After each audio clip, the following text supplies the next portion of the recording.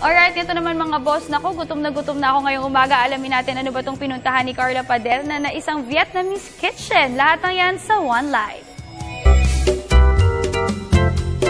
Good morning mga boss! Familiar ba kayo sa mga Vietnamese food na mga boss? Yan ang titikman at papatikimin ko sa inyo ngayong umaga at tignan nyo naman ang ating ambience. Napakaganda, di ba? Alam nyo ba mga boss, asa Metro Manila lang ako. Kaya mga boss, dyan lang kayo at papatikim ko na sa inyo ang iba't ibang klaseng Vietnamese dishes.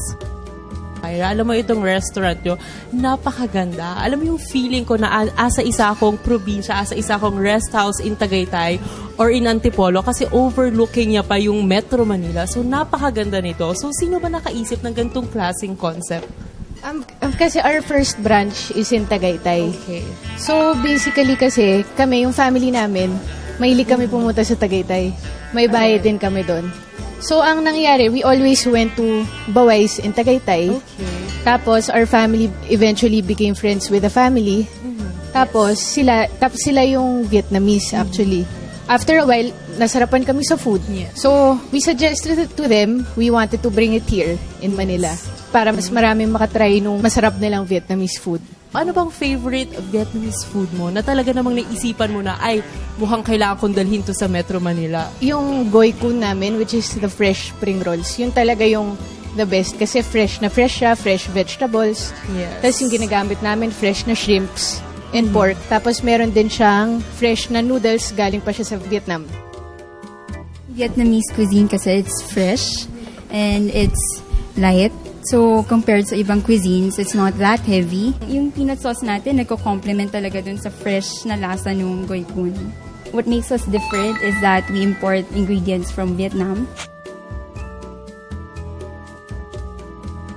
It's very fresh and it really complements with the peanut sauce. I love it. Next is yung salad natin, which is the Goy Ramong. It is also called the kangkong salad. So, it is made from kangkong stems na we let it pass through a Vietnamese splitter. Galing pa talaga yun ng Vietnam. So, it makes it curly and crunchy at the same time. And then, after which, nilalagyan natin ng Vietnamese salad dressing. And then, top off with the lemongrass beef. I can eat this every day. Alam mo kung ganito lang kinakain ko every day, hindi na ako magre-reklamo. Healthy na, ang sarap-sarap pa. Ang main dish natin is yung Komsun Chas. We serve it with a mushroom egg pie. Ayan. So, itong dish na to, niluluto natin yung pork for about 1.5 hours para lang maging super soft and tender and succulent yung pork. Meron tayo dito ng pho bo. It's a traditional beef noodle soup ng Vietnam. So, ito, niluluto natin yung beef bones with the kalitiran for about 8 hours. And then we pour it on the noodles with tenderloin, kalitiran, yung herbs natin, white onions and spring onions. Next is yung tamarind prawns. This is also called tom rang me. Ginagawa natin to gamit ang black tiger prawns at niluluto natin siya with garlic, atsuete, lemongrass, and of course yung tamarind paste. Okay, Hyra, bago ko to tikman, meron ba kayong website o meron ba kayong social media na pwede talagang i-check ng ating mga viewers? At saan nga ba ang inyong restaurant? Invite our viewers. We have a Facebook account, Instagram, and Twitter. It's Baway Manila.